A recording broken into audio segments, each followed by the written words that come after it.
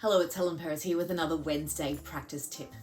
Did you know that your brain is actually more powerful than pretty much every single supercomputer in the world? Let that just sink in for a moment. However, most of us don't use our brain's full capacity while we practice. And that's because we're not giving our brains the opportunity to process the information. Even a really powerful computer will take some time to process information. You know, the spinny wheel of death.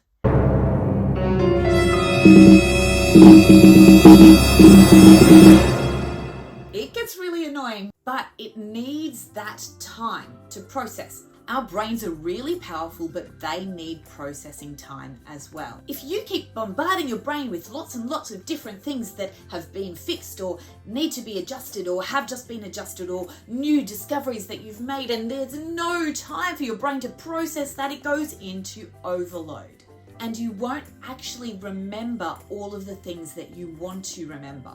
The way to supercharge this is to actually give yourself a little bit of a break in between each repetition. Let's just say that you've adjusted the dynamics in a phrase. Play that phrase through beautifully. Then sit, process it, listen, think, breathe. Then you're going to play the phrase again. If you don't give yourself that time to breathe, to allow your brain to process, the likelihood of you repeating that phrase as beautifully as you did before is actually reduced.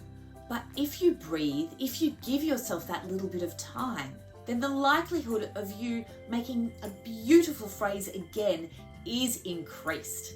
So give yourself that time. Give your brain that time to process all of the information that you're throwing at it. Happy practicing.